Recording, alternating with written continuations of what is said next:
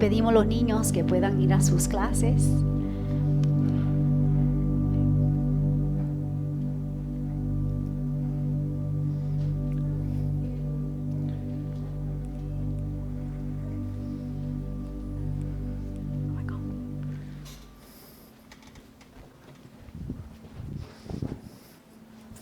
Y todo el pueblo de Dios dice, amén. Amén es una palabra interesante porque lo que declara es que lo que acabamos de decir, que así sea. Y acabamos de alabar y adorar al Señor, que así sea. Amén. Que Él sea alabado y adorado constantemente por los siglos de los siglos. Y para no terminar, amén, para decirle que sea otra vez y otra vez. Y ciertamente Él merece adoración y alabanza, hermano, pero no es porque simplemente Él es Dios, aunque sí es Dios. No es porque Él es glorioso, perfecto y todas las cosas, eso sí es cierto. Pero nosotros, no las piedras, no los árboles, no las estrellas, no los planetas, nosotros podemos adorar a Dios. No solamente por quién Él es, aunque Él es glorioso, pero por lo que Él ha hecho por nosotros. Nos ha hecho sacerdotes, vidas rescatadas, restauradas, renovadas, hechos perfectos, santificados, hechos rectos, nuevamente establecidos, pero no a un regreso al jardín del Edén, sino un avance a ser vidas presente a Dios, porque somos hechura suyo, hijos y hijas de Dios. Aunque ahora todavía no se ve lo que somos, dice Juan, pero lo somos. Aunque aún en algún momento tú pienses que no eres todo aquello que debes ser, Juan dice, lo somos.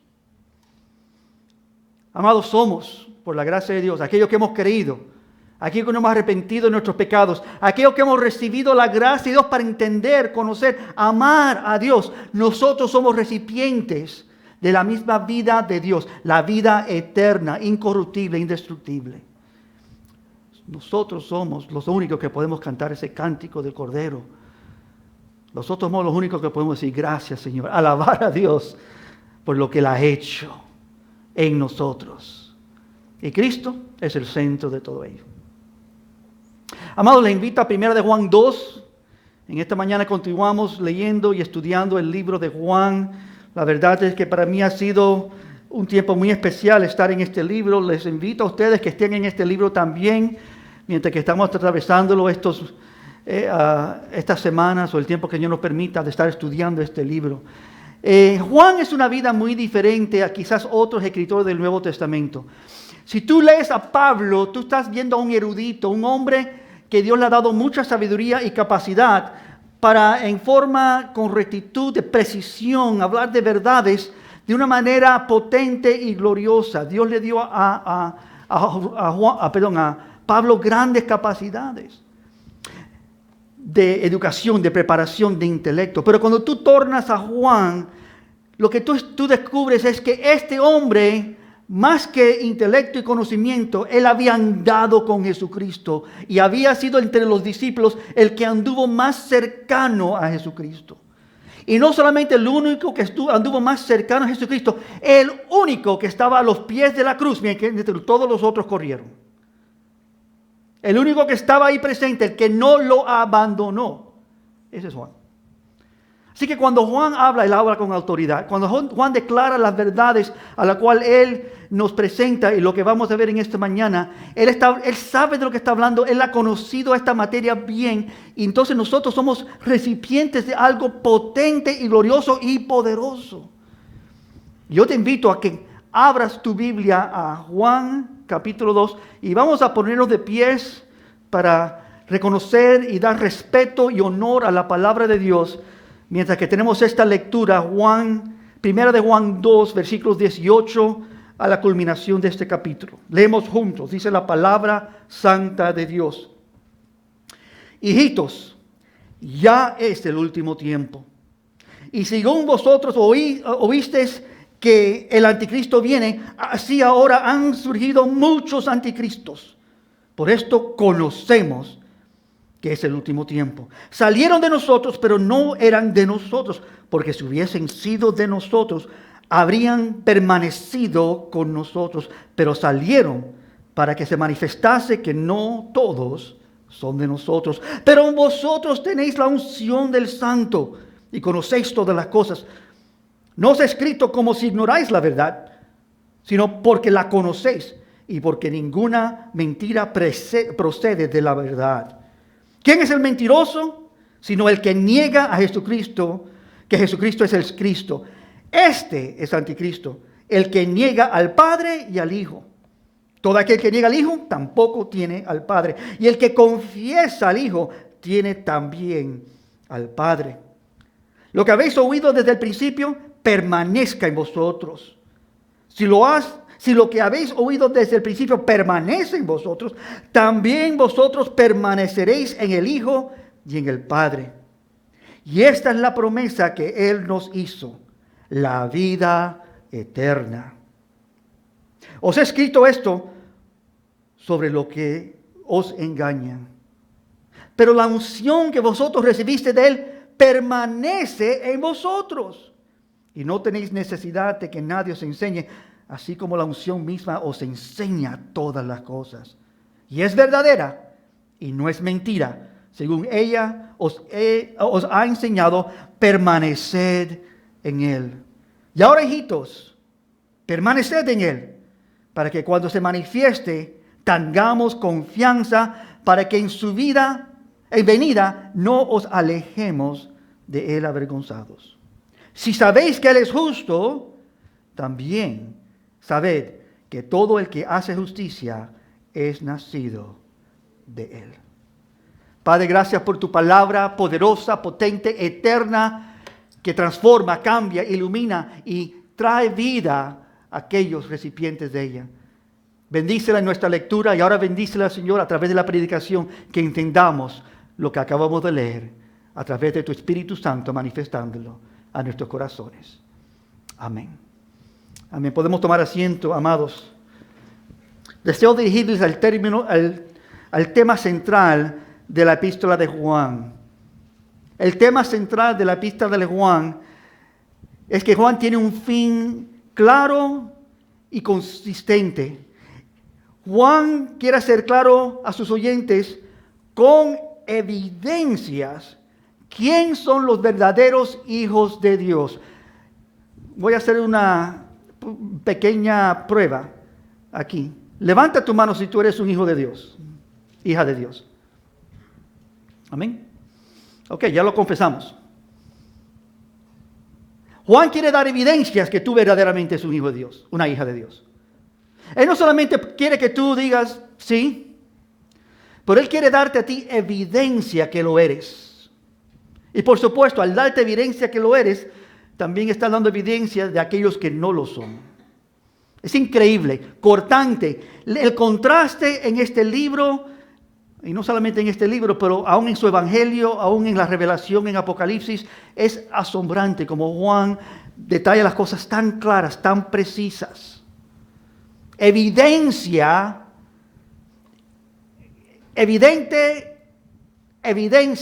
inescapable. El mundo sigue, amados, rodeando a nosotros, caminando hacia la destrucción. El mundo está ciego, siguiendo el engaño y negando la verdad. Mientras que los creyentes, nosotros, los hijos y hijas de Dios, con cada paso avanzamos más seguros, más conscientes, más conocimiento, más certeza, más confianza en la verdad, en nuestra caminar.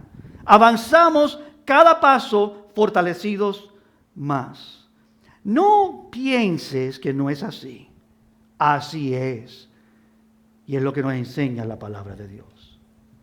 Aun cuando caemos, aun cuando sufrimos, aun cuando pasamos tormentas, pruebas, Dios está fortaleciendo al creyente, estableciendo su fe, para enseñarnos dónde estábamos sin Él, para enseñarnos lo que pasa en el segundo que lo soltamos a Él, pero para mostrarnos también que Él está al alcance de todos sus hijos. Permanencia. Él es Dios, no tú ni yo. Él salva, no tú ni yo. Hay solo un Dios en los cielos, solo Cristo salva. Y Él dice esto con un propósito. Todas sus epístolas tienen esta idea. estas cosas os escribo. Esto es 1 de Juan 1:4, no tiene que buscarlo en el primer capítulo. Estas cosas os escribimos. Entonces dice, ¿por qué? Para que vuestro gozo sea pleno, cumplido, abundante, lleno. Para que vuestro gozo sea todo lo que debe de ser. Y lo que está haciendo Juan en esta epístola es que él consistentemente está declarando las evidencias de qué tienen los creyentes. ¿Qué es lo que los creyentes verdaderamente tienen? Les voy a leer una lista de esto para que tú oigas en síntesis este libro. Bien, así que pongan atención, oigan lo que dice Juan acerca de evidencias que sabemos, que conocemos. 1 de Juan 2:3. Y en esto sabemos que nosotros le conocemos, si guardamos sus mandamientos. Le sabemos, le conocemos. Por esto sabemos que estamos en Él. 1 de Juan 2:5. El que guarda su palabra, en este verdaderamente el amor de Dios se ha perfeccionado. 1 de Juan 3:2. Amados, ahora somos hijos de Dios. Aún no se manifiesta lo que hemos de ser, pero sabemos que cuando Él se manifieste seremos semejantes a Él, porque le veremos tal como Él es. 1 de Juan 3:14. Nosotros sabemos que hemos pasado de muerte a vida, en que amamos a los hermanos. 1 de Juan 3:19. En esto conocemos que somos de la verdad y aseguramos nuestro corazón delante de Él. 1 de Juan 3:24. Y el que guarda sus mandamientos permanece en Dios y Dios en Él. Y en esto sabemos que Él permanece en nosotros por el Espíritu que nos ha dado. 1 de Juan 4:6. Nosotros somos de Dios. Amén. El que conoce a Dios nos oye. Y el que no es de Dios no nos oye. En esto conocemos el espíritu de la verdad y el espíritu del error. Evidencias. Sabemos, conocemos. 1 de Juan 4:13. En esto conocemos que permanecemos en Él y Él en nosotros, en que nos ha dado a su Espíritu Santo. 1 de Juan 5:2. En esto conocemos que amamos a los hijos de Dios, cuando amamos a Dios y guardamos sus mandamientos. 1 de Juan 5:15. Y si sabemos que Él nos oye en cualquier cosa que pidamos, sabemos que tenemos las peticiones que les hayamos hecho. 1 de Juan 5:18. Sabemos que todo aquel que es nacido de Dios no practica el pecado, pues aunque fue engendrado por Dios, le guarda y el maligno no le toca. 1 de Juan 5:19. Sabemos que somos de Dios y el mundo entero está bajo el maligno. Y 1 de Juan 5:20. Pero sabemos que el Hijo de Dios ha venido y nos ha dado entendimiento para conocer el que es verdadero. Y estamos en el verdadero y su Hijo Jesucristo. Este es el verdadero y la vida eterna. Sabemos, ¿tú lo sabes? Bueno, Juan y su primera epístola, segunda y tercera, estas grandes lecturas fueron escritas para que nosotros sepamos lo que debemos saber. Estemos seguros, tengamos evidencias seguras. Juan es claro en esto. Y Juan frecuentemente hace contrastes claros entre los que conocen a Dios y los que no le conocen. Los que conocen a Dios y los que no le conocen. Y este es el patrón que vemos en toda su epístola. Evidencias. Y nos entrega evidencias prácticas, amados. No cosas generales. Prácticas, mostrándonos que lo que Dios dice acerca del mundo es cierto y lo que Dios dice acerca de los suyos también es cierto.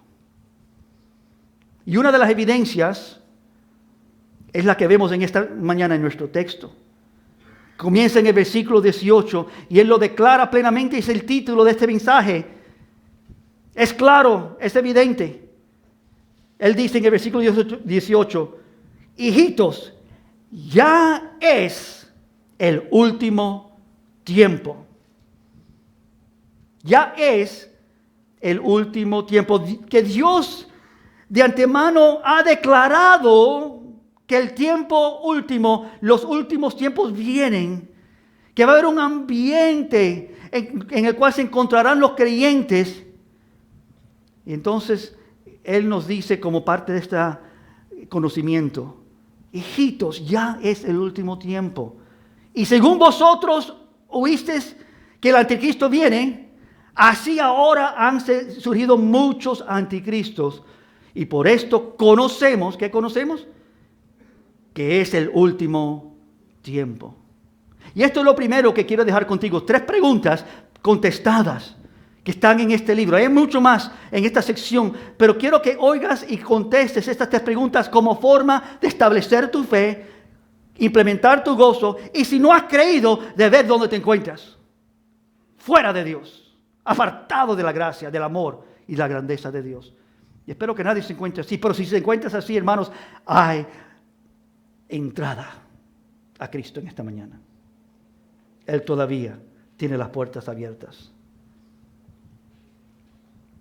¿Qué evidencia tenemos que es el último tiempo? Esta es la primera pregunta.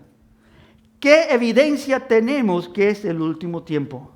Juan declara que ha llegado el último tiempo, lo cual era una referencia clara de la última etapa de la historia redentora en el mundo. Esta última etapa. La palabra de Dios tiene más que decir acerca de esta etapa de los últimos días que cualquier otro tiempo en la historia redentora. Este es el tiempo a lo cual se refiere la palabra mucho más. Hay tanto escrito acerca de los últimos días y lo que pasará. En el Antiguo Testamento, a través de muchos de los profetas, en el Nuevo Testamento, estos son los días. Interesantemente, estos días comenzaron hace 2000 años. Y por eso muchos piensan que se alarga. Pero la realidad, hermanos, es que se acerca. Corto está el tiempo. Muchos buscan señales. Jesús no está interesado en darte muchas señales exteriores. Juan no está interesado en darte muchas señales exteriores. Él quiere enseñarte señales que son verídicas, interiores, que el hombre puede entender, el creyente puede entender, porque eso está escrito para creyentes. El incrédulo no puede captar estas cosas. Este periodo de tiempo, hermanos, los últimos tiempos, será caracterizado por muchas dificultades, no para el mundo, sino para los creyentes. Y entendamos esto bien, el mundo va de gozo en gozo. Dice la palabra en Mateo que ellos estarán dándose en casamiento, ellos estarán celebrando y gozándose en sus fiestas. Como los días de Noé, pensando que todo estaba bien y venía la destrucción repentina sobre ellos. Como los días de Sodoma y Gomorra, venía la destrucción y no lo conocían. Seguían en su perdidumbre. Y ese es el mundo en el cual vivimos. Juan comienza declarando que no solo ya es el último tiempo, pero nos dice cómo conocemos que es el último tiempo, dándonos 2 razones bíblicas. La primera evidencia es esta, hermanos. Ya han surgido muchos anticristos. Viene un hombre maligno del mal. De antemano se había declarado que el anticristo viene. Singular, el anticristo, el hombre malvado de maldad. El que va a ser llevado por Satanás a traer grande pestilencia y destrucción sobre los creyentes, porque su guerra es contra nosotros. Pero dice Juan, pero aunque ese no ha llegado todavía, el anticristo, ya hay muchos, plural, anticristos. Hay muchos. En otras palabras, saldrán muchos para engañar. Hay muchos que están engañando, que están acusando, que están estorbando. Hablan mentira. Estos son llamados por Juan anticristo. La palabra anticristo significa simplemente esto: el adversario del Mesías, el enemigo del Mesías, el que se opone a Dios, el que activamente está contra Dios, apareciéndose justo ante del advenimiento del Mesías, apareciéndose como si fuera algo. Pero no es. Segunda de Juan, aquí, en este mismo capítulo, en el versículo 7, o en el capítulo anterior 1, en segunda de Juan, capítulo 1, 2, en su segunda epístola, él dice, porque muchos engañadores han salido por el mundo, que no confiesan que Jesucristo ha venido en la carne. Quien esto hace el engañador y el anticristo. Y Jesús habla de esto también en Juan 8:14. Jesús mismo dijo a tales vidas, vosotros hacéis las obras de vuestro padre. Y ellos dijeron, no, nosotros no somos nacidos de fornicación. Un padre tenemos que es Dios. esos líderes religiosos. Pero Jesús les respondió en Juan 8:44, vosotros sois de vuestro padre el diablo, y los deseos de vuestra padre queréis hacer. Él ha sido homicida desde el principio y no ha permanecido en la verdad, porque no hay verdad en él. Cuando habla mentira, de suyo habla, porque es mentiroso y padre de mentira. Hablando del el maligno, Satanás, el engañador, el acusador, saldrán muchos declarándose tener la verdad, predicando supuestamente la verdad, pero son falsos. Yo no vine aquí a hablarte de profetas falsos, aunque a eso se refiere también a profetas falsos. Pero lo interesante es que no hay uno, no hay dos, no hay 20, no hay 200, no hay 2000. Son muchísimos. Un incontable número de gente que aparentan ser pregoneros de la verdad, pero no lo son. Iglesia, oye. Oye bien lo que dice el apóstol Juan.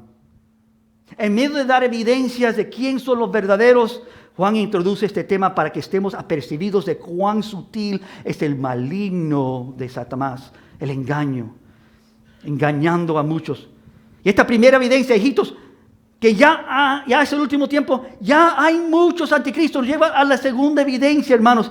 Estos anticristos no se aparecieron por aquí ni por allá, sino salieron de nosotros, pero no eran de nosotros. Esto es peligroso, ¿no? No quiero que más entiendas esta gran verdad. 1 Juan 2:19 dice, salieron de nosotros, pero no eran de nosotros, porque si hubiesen sido de nosotros, habrían permanecido con nosotros, pero salieron para que se manifestase que no todos son de nosotros. Estaban entre nosotros, parecían ser parte de nosotros, pero la palabra de Dios revela la verdad. Salieron de nosotros porque no eran de nosotros. Lo que está haciendo Juan aquí es entregándonos evidencias para que entendamos cuál sutil es el engaño de la mentira. Importante para que no malentiendas lo que estamos diciendo aquí. Juan no está hablando de creyentes débiles que pueden hallarse en un periodo temporal de caída o de debilidad, o apartarse de la confraternidad de los creyentes temporalmente. Juan no está hablando de eso. No, Juan está hablando de aquellos que abiertamente niegan la fe. Mentirosos que dicen, sí, cree, pero entonces lo que te dicen creer no es la verdad. Engañadores, niegan a Cristo. Creen la mentira que no hay Dios y no hay Salvador. Y aún promueven ideas así, en sus palabras, en sus acciones, en sus prácticas. Salieron, hermanos. ¿Cuántos niegan la deidad de Cristo? El mundo no sabe de lo que están hablando. No sé si tú entiendes cuán saturado está lo llamado pueblo de Dios en falsedad. Lugares que se llaman iglesias, donde lo que se enseña es el amor terrenal. Lo que se le pasa la mano es a las acciones pecaminosas de los hombres como aceptable delante de Dios. Las enseñanzas es ama y gózate y todo está bien. Ten tu mejor vida ahora. Mientras que Cristo dice, no, en esta vida tendréis aflicción, pero no temáis, yo he vencido este mundo. El que quiere vivir santamente, con seguridad, experimentará persecución. El que quiere vivir no en la corriente, sino contra esa corriente pecaminosa del mundo, se encontrará en un lugar diferente. Pero hay muchos, las iglesias están saturadas, hermanos, de mensajes diluidos de la verdad. Diseñados, preparados para asentar a vidas a sentirse cómodos y bien de sí, y asegurados que están en la verdad, mientras que viven vidas idénticas a todo lo que les rodea. Es un mundo horrendo. Pero necesitamos entender más, hermanos. Más tenemos que entender. Tenemos más preguntas. Y la segunda es esta: ¿quién son los anticristos? Vamos a ser más específicos. Cristo le deja, como les dije al principio, la palabra tiene mucho que decir acerca de esos últimos tiempos. Y permítanme ahora solamente citarles algunas de estas palabras, en una lista también, de estos anticristos y lo que la palabra dice acerca de ellos. Todo aquel que niega a Jesucristo, ¿qué es lo que está diciendo Juan? Los que niegan a Cristo Jesús. Mateo 24, 5. Porque vendrán muchos en mi nombre diciendo: yo soy el Cristo. Y a muchos engañarán. Mateo 24, 11. Y muchos falsos profetas se levantarán y engañarán a muchos. ¿Cuántos? ¿Algunos? ¿Pocos? Muchos engañarán a muchos. Mateo, vidas que están buscando a Dios serán engañados a buscar a cosas falsas y a sentirse que esas cosas falsas son la verídica. Mateo 24, 24. Porque se levantarán falsos cristos y falsos profetas y harán grandes señales y prodigios, de tal manera que engañarán, si fuese posible, aún a los mismos escogidos. Lo que no es posible, pero si fuese posible, mostrando cuán poderoso y cuán falso será su engaño. Marcos 13, 6. Porque vendrán muchos en mi nombre diciendo: yo soy el Cristo, y engañarán a muchos. Marcos 13, 21. Entonces, si alguno os dijere: mirad, aquí está el Cristo, o mirad, allá está, no le creáis. Hechos 20, 29. Porque yo sé que después de mi partida entrarán en medio de vosotros lobos rapaces, que no perdonarán al rebaño. Ahí mismo, en la iglesia. Hechos 20, 30. Y de vosotros mismos se levantarán hombres que hablan cosas perversas para arrastrar tras sí a los discípulos. Bueno, solamente he comenzado con la lista. ¿Quieren oír más? Es mucho más. Nadie os engañe, dice 2 de Tesalonicenses, en ninguna manera, porque no vendrá el Cristo, el verdadero, sin que antes venga la apostasía y se manifieste el hombre de pecado, el hijo de perdición, el cual se opone y se levanta contra todo lo que se llama Dios y los objetos de culto, tanto que se sienta en el templo de Dios como Dios, haciéndose pasar por Dios. No ¿os acordáis que cuando yo estaba todavía con vosotros os decía estas cosas? O 1 Timoteo 4. Pero el Espíritu Dios dice claramente que en los posteros días algunos se apostarán de la fe, escuchando a espíritus engañadores y a doctrinas de demonios, por la hipocresía de mentirosos que tienen cauterizado la conciencia. Prohíben casarse y mantendrán abstenerse de alimentos que Dios crea, para que con acción de gracias participen de ellos los creyentes, los que han conocido la verdad. 2 Timoteo 3. También debe saber esto, que en los postreros días vendrán tiempos peligrosos, porque habrán hombres amadores de sí mismos. Y entonces empieza una lista increíble: ávaros, vanagloriosos, soberbios, blasfemos, desobedientes a los padres, ingratos, impíos, sin afecto natural, implacables, calumniadores, intemperantes, crueles, aborrecedores de lo bueno. Bueno, no quiero gastarte ni cansarte. Es interminable. Hubo también falsos profetas entre el pueblo, como habrá entre vosotros los falsos maestros, que introducen encubierta herejías destructoras, y aún negarán al Señor que los rescató, atrayendo sobre sí mismo destrucción repentina. Y Juan lo dice en el 4 capítulo 1 de Juan: todo espíritu que no confiesa a Jesucristo, que Jesucristo ha venido en la carne, no es de Dios. Y este es el espíritu del anticristo, el cual vosotros habéis oído que viene y que ahora ya está en el mundo. Hay personas en todo lugar, hermano. Hombres, mujeres, enseñadores, maestros. Y sobre ellos, a causa de ellos, hay muchos otros que enseñan y siguen las mismas cosas. No hay un Dios. Dios no es veraz. Ellos viven en un contexto perdido. Y en nuestro texto, Juan lo declara así. Versículo 22. 1 Juan 2, 22. Este sí lo pueden ver, está en tu texto. ¿Quién es el mentiroso sino el que niega que Jesucristo es el Cristo?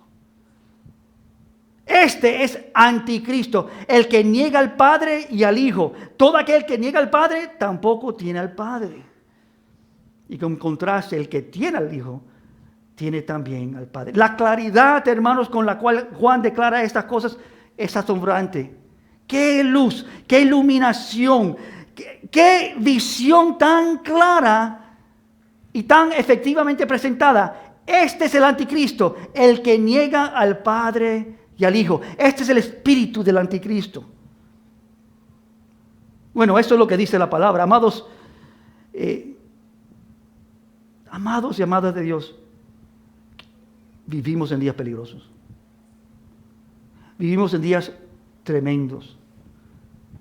Oigan bien, todos los medios de comunicación, todos los medios de educación, de arte, están caracterizados por la negación del Cristo. Saturados de mentira desde la industria del entretenimiento, Hollywood, desde las universidades hasta el centro de poder y los gobiernos. Todo el mundo está saturado de negar a Cristo. Estamos rodeados del constante intento de reemplazar el estándar universal objetivo de la verdad con pronunciamientos seculares de moralidad secular. Por consenso, todos acudimos que esto está bien, así que vamos a hacer una ley, esto está bien.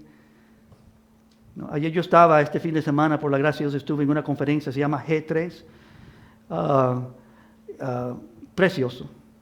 Estuvimos ahí aprendiendo y disfrutando mucho, más que 6,000, casi 7,000 gentes, muchos pastores, muchas vidas, aquí en el centro de Atlanta.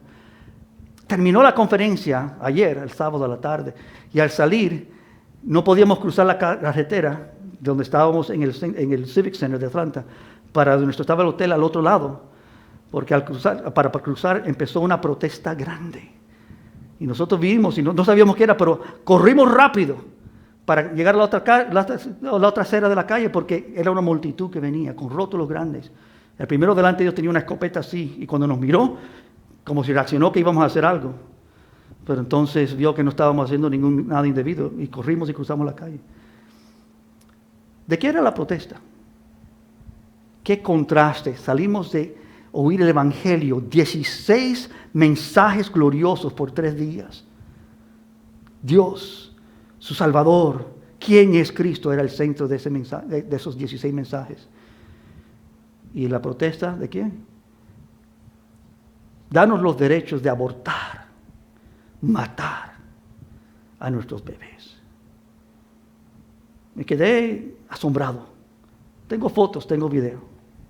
Asombrado de la energía, el gozo que tenía esta gente de nosotros pecamos y lo hacemos con gozo. Esto es lo bueno para nosotros. Moralidad humana, negando al Creador y a la creación que Él ha creado como algo semejante. No, creado en su semejanza. Todo ser humano son portadores de la hermosura de quien es Dios, su Creador.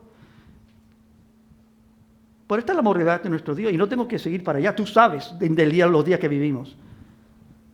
Estamos rodeados de constante, ellos tratando de reemplazar estas verdades. Cada año el estándar de moralidad aceptable, hermanos, por los sitios de poder va en decadencia, va cayendo. Me acuerdo la primera vez, años atrás, yo no hay problema, jamás habrá una ley que un hombre se puede casar con otro hombre. Imposible. Bueno, ya estamos mucho más allá de todo eso. Moralidad del mundo. ¿Pero por qué hablo de esta moralidad? Muchos aprueban las enseñanzas de Cristo, amar a tu prójimo. Que Él enseña las cosas buenas, ayudar al huérfano, a las viudas, al extranjero, pero no soportan a la persona de Cristo. Niegan a Cristo.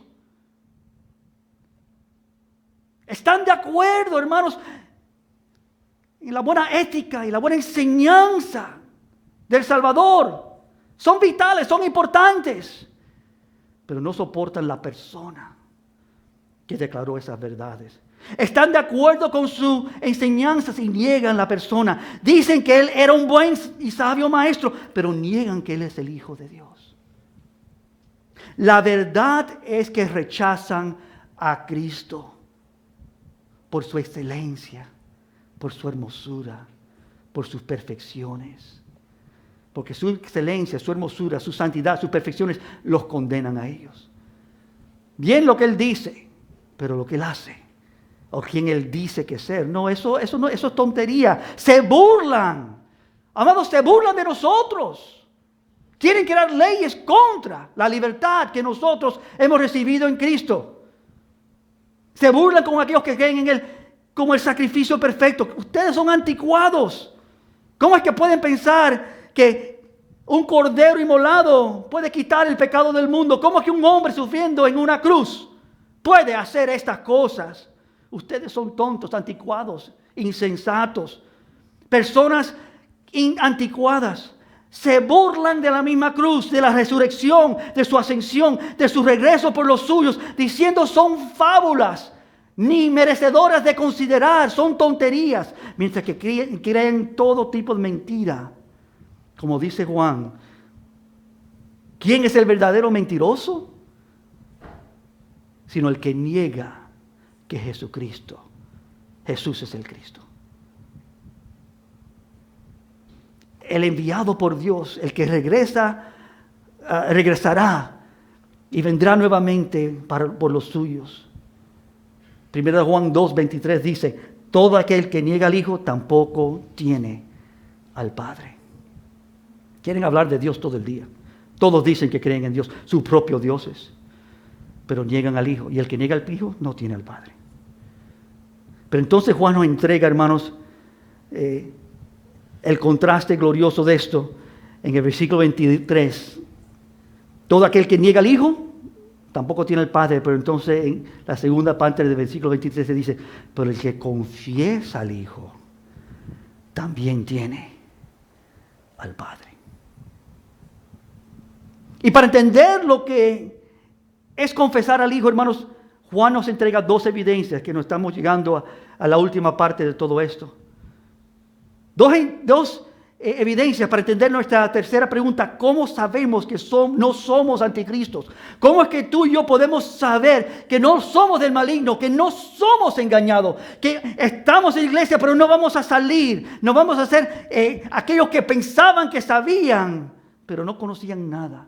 Siempre aprendiendo, pero nunca llegando al conocimiento de la verdad. ¿Cómo es que tú y yo podemos tener certeza, evidencias que somos los verdaderos?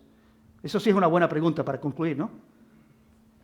Y Juan nos dice en el versículo 24 y 25, primera evidencia, permanecemos en lo que hemos oído. Permanecemos en lo que hemos oído. Primera de Juan 2, 24, lo que habéis oído desde el principio, amonestación, permanezca en esto. Si lo que habéis oído desde el principio permanece en vosotros, también vosotros permaneceréis en el Hijo y en el Padre. Y esta es la promesa que Él nos hizo, la vida eterna. Confesar al Hijo es permanecer en la verdad que hemos oído. Oigan bien lo que estamos diciendo, amados. Y que estos produzcan a cada creyente estabilidad, produzca confianza en el corazón de cada uno de nosotros. No en sí mismo, sino confianza en Cristo. Noten conmigo que Juan no se está repitiendo aquí en el versículo 24. Él está retándonos, desafiándonos al creyente a permanecer, lo cual es una evidencia. Permanece. Usted sabe que yo he tenido que algunas veces tratar con vidas que están engañados por el pecado. La última cosa que tú quieres decirle y hablar de una persona que está engañada por el pecado es: Dios es bueno, Dios es un Dios de gracia, no te preocupes. No. Yo creo que la salvación no se pierde. Por eso es un momento de decir: quizás tú estás perdido. Has confesado a Cristo. Dices que tienes la verdad. Pero, ¿dónde está la evidencia? La evidencia es que permaneces. Que aunque te caíste, aunque pasaste tiempos difíciles en tu vida, y todos lo pasamos, amén, pero que tú puedes dar evidencia, sabes, porque permaneces. Pero no te engañes, tú permaneces no porque tú tienes fuerza para permanecer. Permanecer es algo glorioso del Evangelio. que el que Dios salva, Él también mantiene salvo. El que Dios rescata, ni uno se pierde. Confesar al Hijo es permanecer en la vida, en la verdad que hemos oído. Noten conmigo que Juan no está repitiendo, sino retándonos. Juan declara la verdad de nosotros que creemos. Permanecemos en lo que hemos oído. Hermano, no oigas otros engaños, no pongas atención a fábulas. Lo que has oído, declarado, inspirado por el Espíritu Santo, eso te da a ti evidencias, certeza. No permanecemos porque somos fuertes o hábiles, o cualquier otra lista de fuerzas. Permanecemos porque somos de Él. Juan lo dice en 1 Juan 3:9. Todo aquel que es nacido de Dios no practica el pecado porque la semiente de Dios permanece en él. No dice que no peca, todos pecamos. Dice que no practica el pecado como parte del estándar de su vida. Practicar el pecado, hermanos, no es simplemente caer en pecado o fracasar. Todos nosotros en algún momento hemos caído en algún pecado. Practicar el pecado es hacer un estilo de vida en cual vivimos haciendo el pecado como una normalidad en nuestra vida y aceptable. No puede ser así para un creyente. Eso no es permanecer, eso es irse. Abandonar la verdad, abandonar al Salvador. Admitir que todos pecamos no es lo mismo que decir que aprobamos el pecado y lo hacemos por costumbre y lo normalizamos y lo hacemos aceptable para nosotros. 1 Juan 1:8 dice, si decimos que no tenemos pecados, nos engañamos a nosotros mismos y la verdad no está en nosotros. Pero entonces 1 Juan 2:1 dice, hijitos míos, estas cosas os escribo para que no pequéis. Y si alguno hubiere pecado, abogado tenemos para con el Padre, a Jesucristo. No permanecemos en el pecado, es la primera evidencia. No podemos quedarnos ahí. La evidencia grande de un santo es que cuando se cae, se levanta. No se queda caído. La evidencia grande de aquellos que han seguido a Dios, y todos los que han seguido a Dios en algún momento han caído. Menos Cristo, obviamente. Pero la evidencia gloriosa en su vida es que no se quedaron ahí. La caída de Pedro, la caída de Juan, de David, aún la caída de Moisés. Usted sabe que Moisés no entró en la tierra prometida, como debiera haber entrado. Entraron otros 2 jóvenes de la próxima generación. Cada hombre ha caído. Ninguno es perfecto. Jesucristo es el perfecto. Pero Jesucristo levanta a los imperfectos. Él los cuida. Todo que mira a Él. Pero ¿cómo es que permanecemos? Esta es la clave. Él nos dice ahora con la segunda evidencia. ¿Cómo es que podemos saber que no somos del anticristo? Él nos dice la clave. Versículo 20. Tenemos la unción. Versículo 20. Pero vosotros tenéis la unción del Santo y conocéis todas las cosas. No os he escrito como si ignoráis la verdad, sino porque la conocéis y porque ninguna mentira procede de la verdad. Juan declara, vosotros tenéis la unción del Espíritu. No que la necesitan, no que la deben buscar, sino que la tienen. El Espíritu mora en vosotros.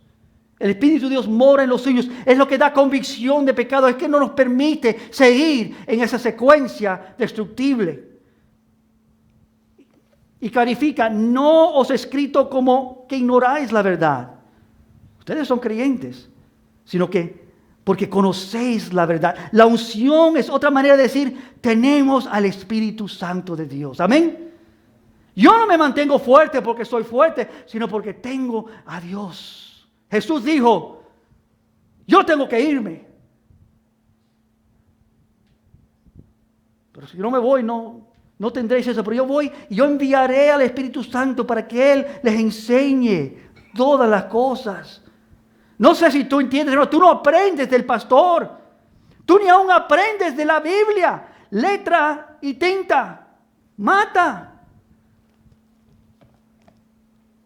aprendemos del Espíritu Santo. La letra mata, el Espíritu vivifica. Es el Espíritu de Dios, la unción, la presencia de Dios en nuestras vidas que da evidencias que no somos del maligno. La unción, otra manera de decir que tenemos el Espíritu de Dios, el cual nos enseña todas las cosas. Noten conmigo que nada de lo que has aprendido o creído vino de manos de hombres o por entendimiento humano, vino por el Espíritu Santo a tu vida.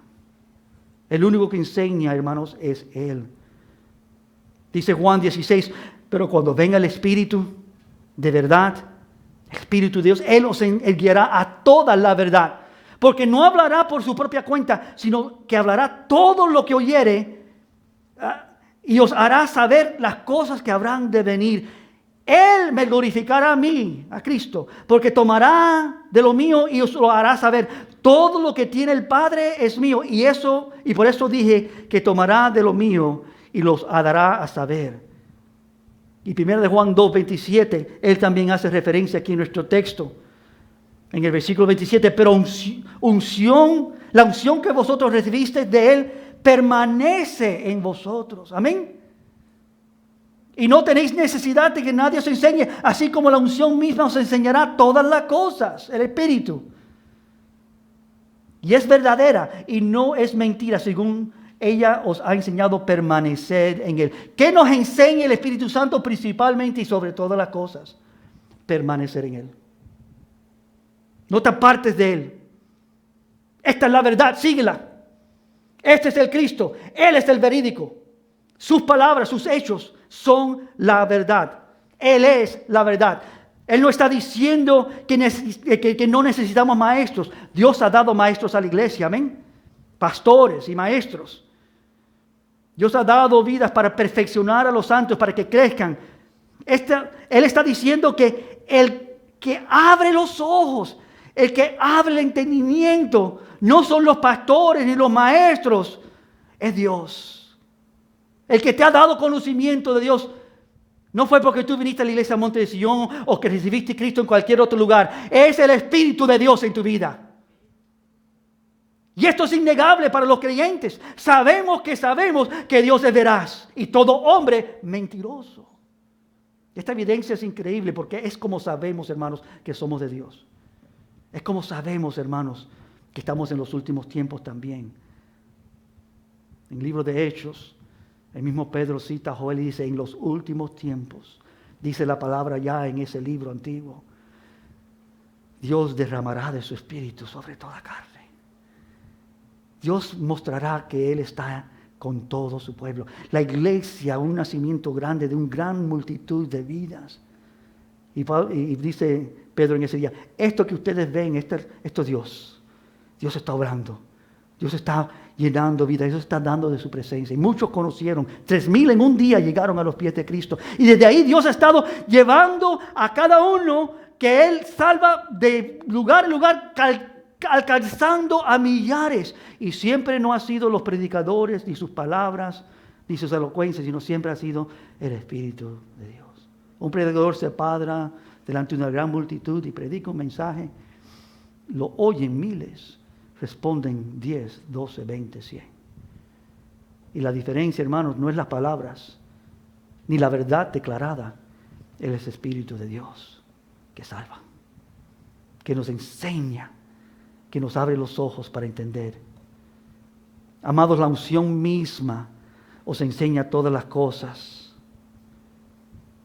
Y no solamente eso, pero fuiste sellados. No solamente somos recipientes, recibimos el Espíritu Santo, somos enseñados, pero también somos sellados. Efesios 1:13. En Él también vosotros, habiendo oído la palabra de verdad, el evangelio de vuestra salvación. Entonces mira lo que hizo cuando oímos el evangelio. Dice, y habiendo creído en Él, entonces fuimos sellados por el Espíritu Santo de la promesa. Sello, marca. Ya no podemos salir. Ya somos parte. Dice, sellados con el Espíritu Santo de la promesa, que es las arras de nuestra herencia hasta la redención de la posesión adquirida para la alabanza de su gloria. Que nos lleva, hermanos, después de haber leído todo esto, a la amonestación. Porque Juan no ha dicho todo esto para que nosotros, mira qué lindo, qué importante, qué buenas cosas de entender. Entiendo. Gracias Espíritu Santo por darme conocimiento. No, viene con una amonestación. Y esta amonestación es singular. Y no viene de Juan, sino viene del maestro. Juan la cita. Después de darnos estas evidencias, que ya es el último tiempo, y nos reta ahora en los versículos 28 y 29 diciendo, ahora, que es el último tiempo, hijitos, permaneced en Él. Para que cuando se manifieste, ¿por qué? Para que cuando se manifieste tengamos confianza, para que en su venida no nos alejemos de Él avergonzados. Yo creo que esto es una verdad poderosa, que cuando Él se manifieste, van a haber muchos creyentes, salvos por gracia, que en vez de tener un gozo grande y perpetuo, van a sentirse muy apenados por cómo no han vivido ni seguido al Mesías, como debían seguirlo. La amonestación es simple: hijitos míos, permaneced en Él. Lo dijo en el versículo 24, lo que habían oído desde el principio permanezcan en vosotros. Si lo que habéis oído desde el principio permanece en vosotros, también vosotros permaneceréis en el Hijo y en el Padre. Versículo 27, la unción que vosotros recibisteis de Él permanece en vosotros, según ella os ha enseñado, permaneced en Él. Permaneced en Él. ¿Qué es permanencia? Bueno, Juan está hablando de su experiencia con Jesús. Y quiero terminar con ustedes en el Evangelio de Juan, en el capítulo 15, donde Juan aparentemente había caminado y andado con Cristo, y un día Jesucristo dijo estas palabras. Y el impacto fueron tan poderosas que él no puede hablar de esto, de esta realidad. Juan 15. Este es Cristo diciendo, declarando, permaneced. Porque no es Juan que dice permaneced en mí, es Cristo. Dice Juan 15:1. Yo soy la vid verdadera y mi Padre es el labrador. Todo pámpano que en mí no lleva fruto lo quitará, y todo que lleva fruto lo limpiará para que lleve más fruto. Vosotros estáis limpios por la palabra que os he hablado. De aquí está, versículo 4. Permaneced en mí y yo en vosotros. ¿Usted sabe que eso es una oración muy difícil captar? ¿Cómo es que yo puedo causar que Él permanezca en mí? Bueno, eso es imposible para mí. ¿Cómo yo voy a permanecer en Él? Bueno, eso también es imposible para mí. Cuando Cristo dice permaneced en mí, Él está hablando a los suyos que han entendido lo que Él hace en sus vidas.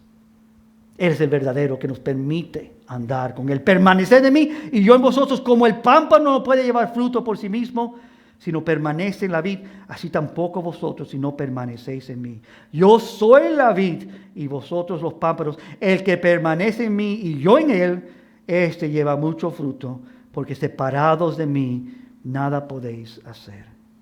El que en mí no permanece, será echado fuera como pámpano y se secará. Y los recogerán los que lo echan en el fuego y arden. Versículo 7. Si permanecéis en mí y mis palabras permanecen en vosotros, pedid todo lo que queráis y os será hecho.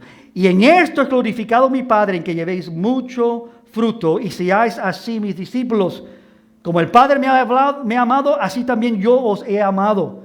Permaneced en mi amor. Si guardáis mis mandamientos, permaneceréis en mi amor.